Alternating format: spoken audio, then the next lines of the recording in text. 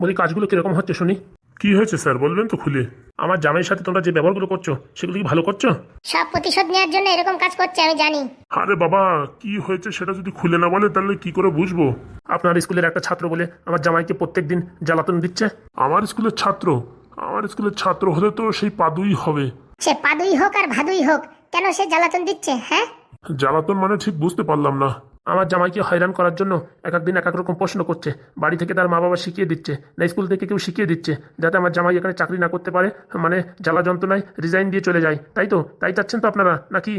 আসল কথা স্যার, ওই যে পাদু না, ও বাচ্চা ছেলে, বুঝতে পেরেছেন? ওর পড়াশোনার উপরে বিশাল মনোযোগ। ও যখন যাকে পায় এমন এমন প্রশ্ন করে বলার বাইরে। মাঝে মাঝে আমাকেই এমন প্রশ্ন করে না, আমি হিমশিম খেয়ে যাই। আমি স্কুলের হেডমাস্টার হলে কি হবে, আমি ভালো করে উত্তর দিতে পারি না। বলছি ছেলেটা কোথায়, কোন গ্রামে, কোথা থেকে আসে? হ্যাঁ, ওর বাপের নাম কি, সবকিছু একটু ডিটেলস বলেন তো। ছেলেটাকে আপনারা ভালো করে চিনেন, আর এমনকি হ্যাঁ আপনাদের আত্মীয় হয়। আমাদের আত্মীয়? আগে হ্যাঁ। কে বলেন তো দেখি। ওটা হচ্ছে হাগুর ছেলে, মানে আপনার নাতি। পান মেরিছে, তাই তো ভাবি এত আসপর্দা কোথা থেকে আসলো। ঢাবনা কি কি কি বলছে? হ্যাঁ, আমি তো তাই ভাবছি, আপনার নাতি। চুনা লাগিছে, এখন কি করবো? বলছি এখানে ঠিকঠাক করে সেটেলমেন্ট না করে গেলি, বাড়ি গেলি আপনার বউ ছেঁচা খাতি হবে। আর ওই যে আপনার ওই যে শালির মেয়ে, সেও কম ছেঁচা দেবে না রে আমাদের। একটু রাগ দেখায় কথা বলেন, ওরকম হা করেন না। বলছি স্যার, কি হলো? বলছি নাতি ফাতি কোথা থেকে আসে? হ্যাঁ, আমার মেয়ের ডিভোর্স হয়ে নতুন আরেক জায়গায় বিয়ে হয়ে গেছে, আর আবার আমার নাতি আসে কোথা থেকে?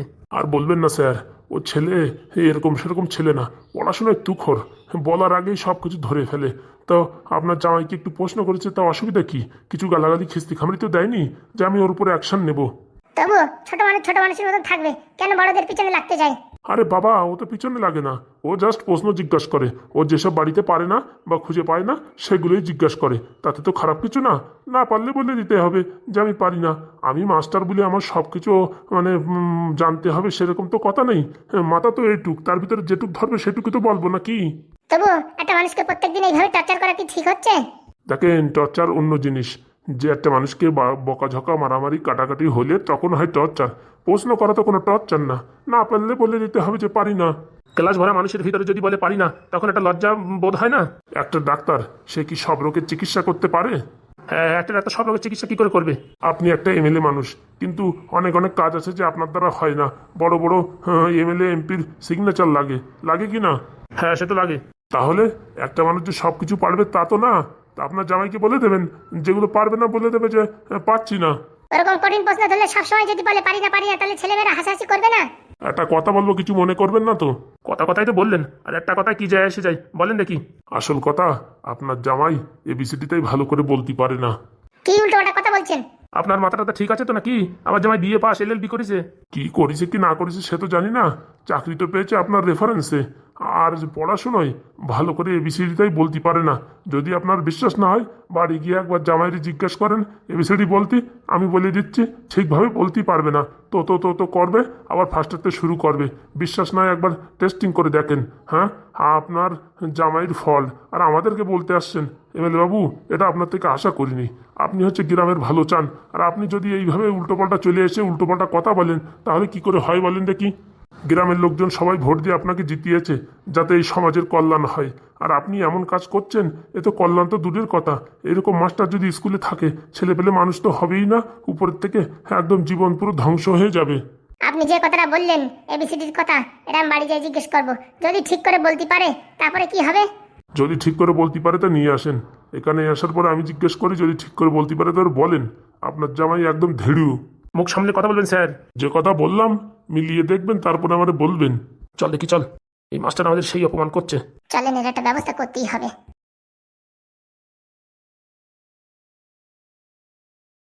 নিজের জামাই পড়াশোনায় ঠন ঠন পারে না কিচ্ছু, আবার নালিশ করতে আসে। যদি আমার হাতে ক্ষমতা থাকতো না, একদম ছাঁটাই করে দিতাম। হ্যাঁ, আর কি বলবো রে বাবা। আসল কথা বলতে হলি, অশিক্ষিত মানুষের হাতে পাওয়ার থাকলি যে কোনো জায়গায় ইউজ করে। যেমন মানে শ্বশুরের পাওয়ারের ক্ষমতায় স্কুলের চাকরিটা লাগিয়ে দিল, কিন্তু আসলে যে কিচ্ছু পারে না। কে বলবে? ছেলেমেয়ের ভবিষ্যৎ নিয়ে খেলা, আর কিচ্ছু না। যাই দেখি, ক্লাসটা সেরে আসি। বলছি মা, ওই ঘরে এতক্ষণ চেঁচামেচি কিসের জন্য হচ্ছিল রে? আর বলো না, তোমার জামাই ওপরা মুখর আবার কি হলো? আর বলো না, স্কুলে নাকি কোন ছেলে জ্বালাচ্ছে। ও বাবা, এতদিন শুনতাম মেয়েরা জ্বালায়, এখন ছেলেরাও জ্বালাচ্ছে। তা বলছি মা, ঘটক যে তোর নাম্বারটা দিল সেই নাম্বারে কি যোগাযোগ করেছিস? না না, ওদিক থেকে কোনো SMS আসেনি, এর জন্য আমিও করিনি। আরে বাবা কর না তো তুই, জামাই বাবা হয়তো কাজে ব্যস্ত, চাকরি বাকরির চাপে হয়তো ভুলে গেছে, একবার একটু মেসেজ করে দেখ না। বলছি মাসি, আমি প্রথমে করব, তাতে আবার কোনো রকম খারাপ ভাববে না তো? আরে বাবা, স্বামী স্ত্রীর ভিতরে আবার কি খারাপ ভাবার? কি বলছো, এখনো কথাবার্তা হলো না তার আগে স্বামী স্ত্রী? আরে বাবা, ছেলে যখন ভারী চাকরি করে তাহলে টেনশন কিসে, জামাই বলাই তো উচিত নাকি?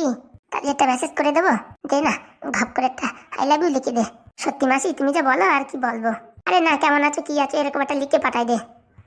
দিচ্ছি, দাঁড়াও। বলছি নাম্বারটা কি নামে সেভ করেছিস? প্রিয়। বাবা বললি হবে না, মনের তো সেই জায়গায় দিছিস, ইঞ্জিনিয়ার চাকরি করে তো সে জায়গায় দিতে হবে না? দেখেছিস আমার কপাল, আমার মেয়েটার তো আর ইঞ্জিনিয়ারের ছেলের সাথে বিয়ে হলো না, তবু তোর হলি তবু আমি শান্তি। আমি কি তোমার মেয়ে না মাসি? আরে সেই কথাই তো বলছি, তোর হলি আমি শান্তি। কথা না বাড়িয়ে ঘপাত করে একটা মেসেজ দে। কি লিখবো মাসি? লেখ, হাই, আমি শেফালি, ওই ঘটকবাবু তোমার নাম্বারটা দিয়েছিল, কেমন আছো? ঠিক আছে, তুমি যা বলছো তাই লিখে দিচ্ছি। এই এই ঘটকবাবু তোমার নাম্বারটা দিয়েছিল, এই পাঠিয়ে দিয়েছি। বলছি মাসি, তুমি কি আগে প্রেম টেম করেছিলে কোনোদিন? দোষ, কি যে বলিস, তাহলে এরকম কথা তুমি কি করে বুঝাই পারলে? আরে বাবা, এটা একটা সাধারণ ব্যাপার, এসব কোনো হাবিজাবি কাজ নাকি? বলছি দুজনের এখানে কি হচ্ছে শুনি? কই কিছু না তো, মিথ্যা কথা বলবা না মা, আমি এই পাশ থেকে সবকিছু শুনেছি। কি একটা হাসাহাসি, কেমন আছো কি আছো এইসব কি যেন একটা হচ্ছিল। আরে তেমন কিছু না দিদি, তুমি আমার থেকে লুকাচ্ছ কথাগুলো? দে রে, শেফালি বলে দে, নাইলে আবার মাথা কপাল খাবে। আরে সেদিন কি ঘটক বাবু আসছিল না, এই একটা ছেলে নাম্বার দিছে, ইঞ্জিনিয়ার চাকরি করে, তাই ভাবলাম কি একটু মেসেজ করে দিই। মাসি বললো তাই করলাম, নাহলে তো আমি এতদিন করিনি, খালি মোবাইলে নাম্বারটা ফিট করে রেখেছিলাম। এত সুন্দর কথা থেকে আমায় বঞ্চিত রেখেছো, আমায় বলতে চাওনি? আমায় কি তোমরা স্বার্থপর ভাবো যে আমি ক্ষতি করে দেবো তাই? আরে বাবা না না, এখনো ছেলের সাথে কথাই হয়নি, কথা হলে তো তোরা অবশ্যই বলতাম। ওরকম ভাবিস কেন রে রূপা তুই? না না, আমি আর কি মেরে বললাম। বলছি কি মা, তোমার জামাই জানো স্কুলে একজন বিশাল যন্ত্রণা দিচ্ছে, তা আমার জামাই কি ক্যাবলা হবেও নাকি? হ্যাঁ, গুদুম করে না নাকে ঘুষি মারতে পারে না? আসল কথা, ছোট একটা বাচ্চা তো, তার জন্য কিচ্ছু বলতে পারে না। আরে ও নিয়ে টেনশন করিস না, মেশো তো গেছে স্কুলে, আজকে সব সেটেলমেন্ট করেই আসবে। বাবা গেছে? এতক্ষণ ঝামেলা মিটায় চলে আসলো নাকি তার? নাই ঠিক, আর তুই বলছিস বাবা গেছে, মন খারাপ করিস না, সব ঠিক হয়ে যাবে। তাহলে তো ভালোই হলো। তোমার জামাই না কালকের থেকে এরকম মুখ বুচা করে বসে আছে ঘরের ভিতরে। বলছি কি, কোনো ব্যাঙের মতন ঘরে না থেকে একটু বাইরে দিয়ে চলাফেরা তো করতে পারে, চার দোকানে বাজারে ঘাটে একটু ঘোরাঘুরি তো করতে পারে, মনটা একটু ভালো লাগবে। আর তা না সারাক্ষণ ঘরে বসে থাকবে। আমি তাই বলেছি, শোনে না। আরে পাটা পাটা, বিকেলে আমার সাথে পাটা, ফুচকা খাতে যাবো, তুই আমি আর ওই তোর বর, ঠিক আছে? হ্যাঁ শেফালি, তুই একটু নিয়ে যা, না হলে কোনো ব্যাংরা তো ঘরের থেকে বেরোতেই পারে না। সত্যি দিদি, বিকেলে ফুচকা খাতে যাবো? আরে হ্যাঁ। আচ্ছা, আমি আমার স্বামীকে এক্ষুনি বলে আসছি। ঠিক আছে। বলছি কি শেফালি শোন। হ্যাঁ মাসি বলো। বলছি ওরে সবকিছু কিন্তু খুলে বলিস না তোর মনের কথা। কারে? ওই ইঞ্জিনিয়ার ছেলেটাকে? না না, এই যে এই রূপাকে। কেন? বন্ধু সবকিছু খুলে বললে কি হবে? আরে লোকে হিংসা করে, হিংসা। আগে থেকে চলিস না, জামাইয়ের সাথে আগে কথাবার্তা হোক, আমি দেখা সাক্ষাৎ করি, তারপর যাই ওরে বলবি। আগে থেকে কিন্তু কিচ্ছু বলবি না বলে দিচ্ছি। আরে তুমি জামাই জামাই করে তখন থেকে যে মরলে, সে যে এখনো মেসেজে রিপ্লাইও করলো না, আর জামাই বলছো সে আমায় পছন্দ করবে কিনা তার কোনো ঠিক আছে? আরে বাবা, তোর মতন সুন্দরী মেয়েকে পছন্দ না করলে সে হচ্ছে একটা ক্যাবলা হেদা। তুমি খালি আমার সুন্দরী বলো, আর তো কেউ বলে না। যারা বিয়ে করবে তাদের তো পছন্দ হতে হবে নাকি? হবে, দেখবি হবে। তাহলে 5 মিনিট হয়ে গেল মেসেজ করে, এখনো কোনো রিপ্লাই আসলো না যে? আমার যে মনে হয় ওই চাকরিতে ভীষণ কাজে ব্যস্ত, যেই মোবাইলটা দেখবে ঝপাত করে দেখবি রিপ্লাই করবে। ঠিক আছে, দেখি তোমার কথা মতন কি হয়। আর যখনই রিপ্লাই করে আমার কিন্তু বলিস, কিন্তু আমি তোর শিখিয়ে দেবো সেইভাবে কথা বলবি। আচ্ছা চল চল, দুজনে মিলে খাওয়া দাওয়া করে নি। রূপা খাবে না? ও খাবে খানে, ওর ঢ্যামনা বর নিয়ে খাবে খানে, চল দেখি তুই আমি খেয়ে নি। বলছি হ্যাঁ মাসি, এই বরেও কি তোমার পছন্দ হয়নি? ওইসব একটা বর আমার পছন্দ না। বর পছন্দ হবে মানে আমার মনের মতন, এসব হেদা গেদা আমার পছন্দ হয় না। এ তো প্রেম করেছে, এখন মেনে নিতে হয়। আগেরটা ছিল টাকলা, এবার এটা হচ্ছে ক্যাবলা। হ্যাঁ আর কি বলবো, কপাল হচ্ছে আমার খারাপ, একটা স্মার্ট জামাই পাবো, তার হলো না। এর জন্য তোর বিয়েটা আমি একটা স্মার্ট জামাইয়ের সাথে বিয়ে দিতে চাই। আচ্ছা মাসি, এই ছেলেটা যদি তোমার পছন্দ হয় তাহলে আমি বিয়ে করবো, না কিন্তু করবো না বলে দিচ্ছি। আচ্ছা ঠিক আছে, আমি যা বলবো সেইভাবে কথা বলবি। আমার মনের মতন হলি তখন যাই আমি আর কি তোর বিয়ে ওই ছেলের সাথে দেবো, ঠিক আছে? আচ্ছা চল দেখি, রান্নাবাড়ি সব ঠান্ডা হয়ে গেল, খেয়ে নি। চলো চলো। কি বলছিস? হঠাৎ করে পেট ব্যথা মানে? চল দেখি ডাক্তার দেখাবো। না না, সেরকম কিছু না। কালকে রাত্রি মা একটু ওই তালের বড়া বানাইছিল তো, সেটা খেয়ে মানে পেট কামড়াচ্ছে, আর ওই হাগু আইছে। জানা তো আমি এখানে দাঁড়িয়ে আছি, ঘপ করে সেরে দিয়ে কাজ চলে আয়। না না, আমার একটু বাড়ির দিকে যেতেই হবে। মাথা খারাপ, এখন আমার বাড়ি যাবি না তোর বাড়ি যাবি? হ্যাঁ বলছি এমএলএ বাবু, আপনি একটু যান, আমি আধা ঘন্টা পরে আসি, আমার বিশাল পেট কামড়াচ্ছে। আরে বাবা, তো আমার সাথে চল তো, যাওয়ার সময় ডাক্তারের ওখান থেকে ওষুধ নিয়ে যাবো। না না, এই তালের বড়ায় মনে হয় কিছু একটা পড়িছে, ঘন ঘন পেট কামড়াচ্ছে, তাই মারে আর বাবার একটু সাবধান করে দিয়ে আসি। তুমি যাও, আমি আসছি। আরে বাবা দেখো দেখি ঝামেলা। হ্যাঁ আমি চলে গেলি তোর কি হবে? কিচ্ছু হবে না, আমি বাড়ি যাবো, হাগু করে মা বাবারে বলি যে সব আর খাইয়ে না তালের বড়া বুড়ি, তারপরে আমি চলে আসবো। জ্বালা দেখিছো, আর ভাল লাগে না, চল দেখি আমি তোর সাথে যাবো। আরে বাবা না না, শুধু শুধু রানীমা রাগ করবে, আপনি বাড়ি যান তো, আমি আসছি। এর জন্যই বলি ওই লুকায় ঝোকায় কিচ্ছু খাবি না। তাদের বড়া খাইছিস কেন, আমার জন্য আনিস না কেন? না আনে ভালো হয়েছে না, হ্যাঁ এখন আমার পেট খারাপ হয়েছে, আর তোমার পেট খারাপ হলি তখন তোমার বউ, তোমার এই শালীর মেয়ে বলতো আমার মেশরে কি না কি খাওয়াইয়ে ওই ঢ্যাবনার বাচ্চা পেট খারাপ করাই দিছে, এর জন্য আমি তো দিই না। তোর কথা শুনলি না মাঝে মাঝে আমার বিরাট হাসি লাগে। যান যান, আপনি বাড়ির দিকে যান, আমি বাড়ি যাচ্ছি। তাড়াতাড়ি আসবি কিন্তু, আধা ঘন্টার ভিতরে চলে আসবি। আচ্ছা।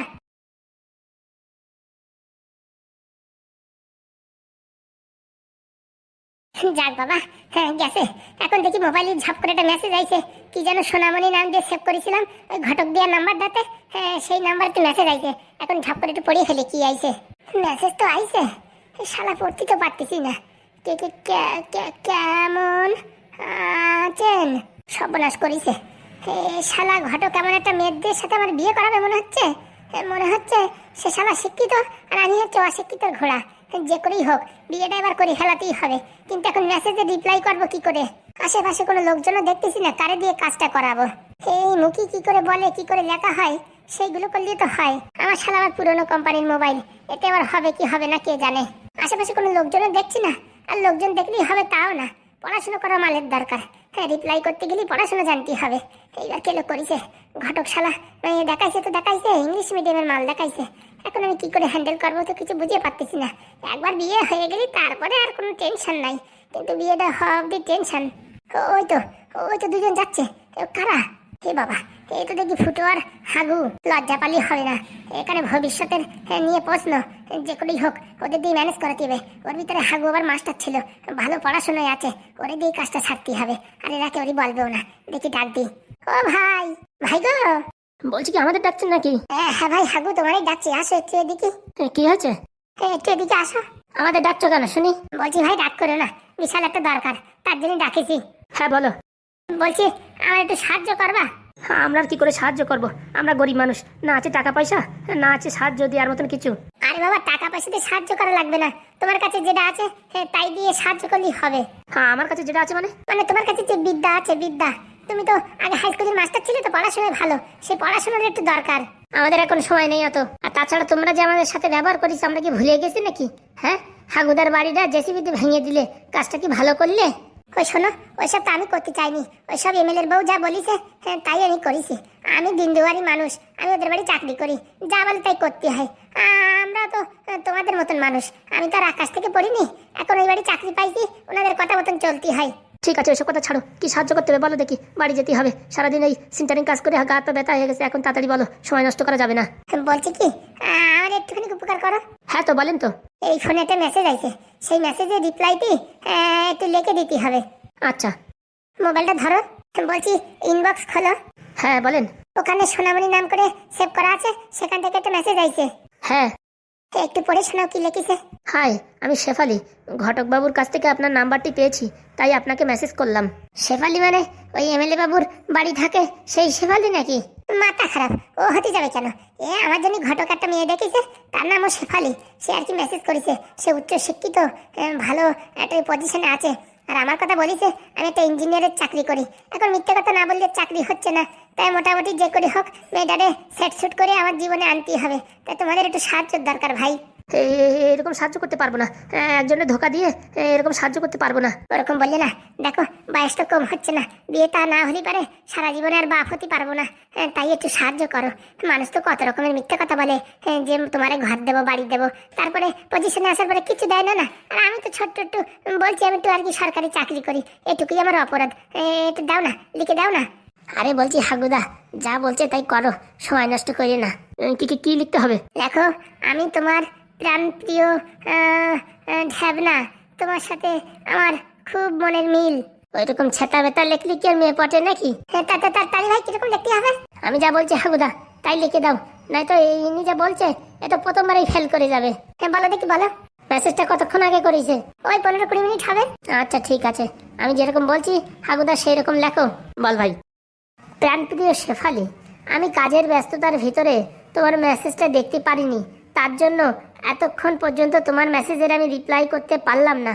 এই এখন কাজের থেকে একটু ছুটি নিয়ে যখনই মোবাইলটা হাতে রাখলাম তখনই দেখি তোমার মেসেজ, তাই দেখে মনকে আর আমি কন্ট্রোল করতে না পেরে আবেগের সঙ্গে মেসেজ করছি।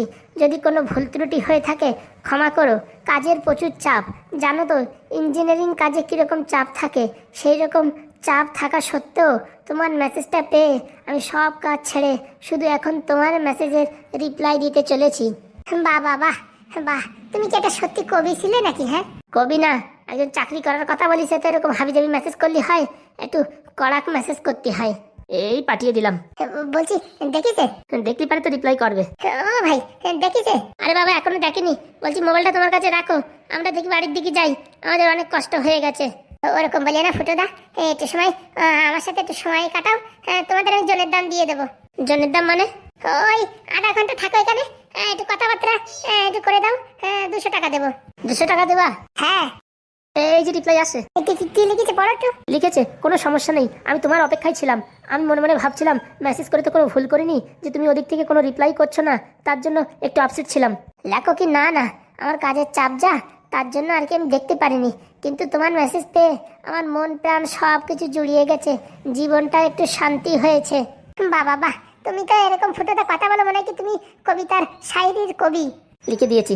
হ্যাঁ পড়িছে? হ্যাঁ দেখেছে, ওখান থেকে লিখেছে। হ্যাঁ তোমার কথাগুলো না খুব সুন্দর। ও ফুটোদা, এবার কি লাগবে একটু বলো। বলছি দেখো, তোমার সাথে আমরা এরকম কাজবাজ করছি, পরবর্তীতে ওই মেয়েটা যদি জানতে পারে আমাদের আবার কেলাবে না তো? আরে মাথা খারাপ, কি বলছো? আমি তো আছি নাকি?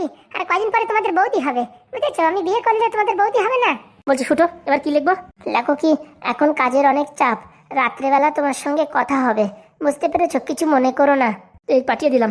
বলছি আরেকটুক্ষণ কথা বলতে। দেখো আমরা কাজের থেকে আইসি, এখন হাত পা ধুইনি, হ্যাঁ এখন কিছু বলতে পারবো না। ওই সন্ধ্যের সময় মোড়ের মাথায় আসো, ওখানে বসে লিখে দেবানি। হ্যাঁ আচ্ছা, বলছি কটার দিকে আসবো? 6:30 7টার দিকে। হ্যাঁ একদম। বলছি এমএলএ বাবু জানলে আবার কিছু বলবে না তো? ও গোলার ডিম বলবে, মিথ্যা কথা বলে আজকে ছুটি মেরে দেবো। এই নাও মোবাইলটা ধরো, পাঠিয়ে দিয়েছি। বলছি শেফালি কি বললা? আচ্ছা ঠিক আছে, তোমার SMS এর অপেক্ষায় থাকবো। একটা স্মাইলওয়ালা ফটো দিয়ে দাও।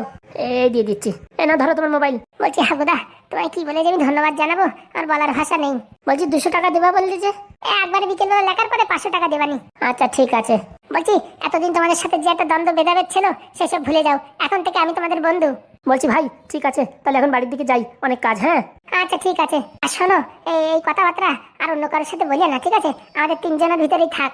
আচ্ছা ও নিয়ে কোনো চিন্তা করবেন না। অনেক অনেক ধন্যবাদ তোমাদের। ঠিক আছে হাগুদা চলো। যতই যা বলো, ফুটোরাই শেষকালে আমার কাজে আসলো, বললি হবে না। এদের সাথে যোগাযোগ না রাখলি বিয়েটা বোধহয় আর হবে না। ইঞ্জিনিয়ার ছেলে বলিছে আমি এত ভালো করে সাজাই গোছাইতে লিখতে পারি না, আর ওই মুখি বলে হাবিজাবি লিখে দিলি লাইন কাট হয়ে যাবে, পয়সা যায় যাক। হ্যাঁ মেয়ের এই মেয়ের সাথে এবার বিয়ে করতে হবে। এখন ফটোটা দেখতে পারলেই বাঁচি, কিন্তু ঘটকের বাচ্চা বলিছে ফটো কিছু দেখা যাবে না, 2 মাস অব্দি খালি ফোনে এরকম SMS করতে হবে। হ্যাঁ তাহলে সেইভাবে কাজ চালাতে এবার কি করা যাবে? যাই দেখি এমএলএ বাবুর কাছ থেকে আজকে ছুটি নিয়ে আসি। বলবো কি ভালো লাগতেছে না, খালি হাগু হচ্ছে, আজকের দিন আমার ছুটি দাও। কি বলো বন্ধুরা, তাই তো? প্রেম ভালোবাসার জন্য একদিন তো মিথ্যে কথা বলে ছুটি নিতেই হবে, কিচ্ছু করার নেই।